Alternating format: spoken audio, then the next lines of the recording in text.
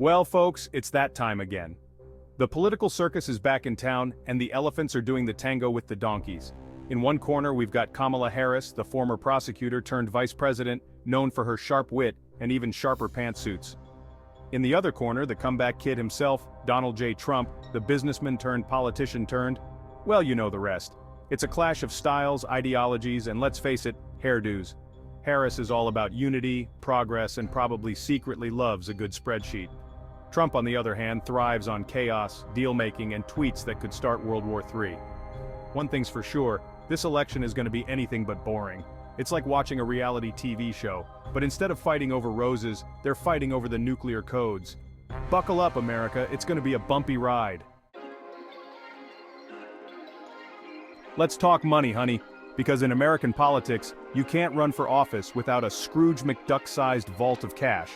Trump, the self-proclaimed billionaire, made his fortune in real estate, reality TV, and selling hats that say, "Make America Great Again." Harris, on the other hand, comes from a more academic background, but hey, those law books don't pay for themselves. When it comes to economic policies, it's like night and day. Harris wants to raise taxes on the wealthy. Awkward. Invest in renewable energy.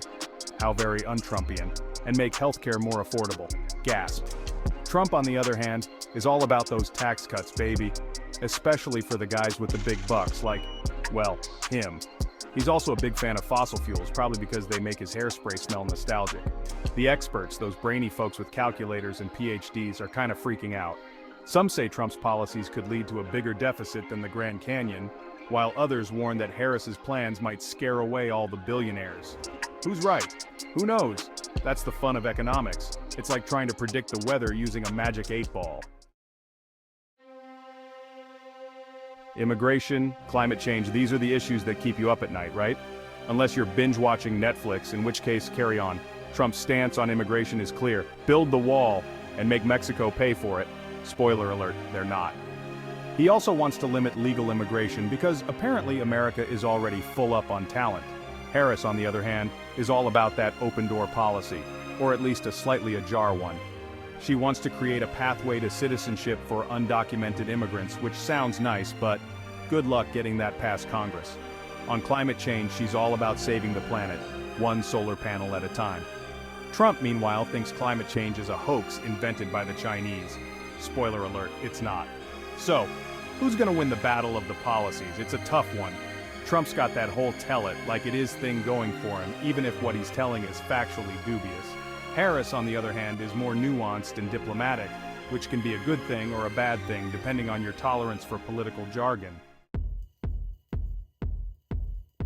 Section 4. Age is just a number, but money, that's a scorecard. Let's be honest, folks, age is a factor in this election. Trump, at 78, is no spring chicken. He's got more miles on him than a used car salesman's Cadillac. Harris, at 59, is practically a millennial in comparison. But hey, age is just a number, right? Unless we're talking about their net worth, in which case, it's a whole different ballgame. Trump claims to be worth billions, but nobody really knows for sure because he's as secretive about his tax returns as a teenager with a diary. Harris, on the other hand, is a little more transparent, but let's face it, nobody's tuning in to see how much she made from book royalties. So, who's got the edge? It depends what you're looking for in a president. Do you want someone who's been there, done that, and has the wrinkles to prove it? Or do you want someone who's younger, hipper, and can probably still do a cartwheel? Disclaimer, we do not recommend asking either candidate to perform gymnastics. Section 5. Who's got the stamina for the Oval Office marathon? Being president is no walk in the park. It's more like a marathon, except instead of running shoes, you're wearing dress shoes, and instead of Gatorade, you're drinking coffee that's been reheated 3 times. So who's got the stamina to go the distance? Trump, despite his age, is known for his boundless energy. He can tweet, rally, and insult world leaders with the vigor of a man half his age. Harris, on the other hand, is a bit more measured in her approach. She's all about those long policy discussions and carefully worded statements. So, who's gonna win the endurance test? It's a tough one. Trump's got that whole never back down, never give up attitude, but even the Energizer Bunny needs to recharge eventually. Harris, on the other hand, is more of a slow and steady wins the race kind of gal. Section 6, the final bell, it's anyone's race to the White House. So there you have it, folks. Two candidates, two very different visions for America. Who's gonna win? It's anyone's guess. The polls are about as reliable as a magic 8-ball, and the pundits are just making stuff up as they go along. One thing's for sure, it's gonna be a close one. So, get out there and vote, America.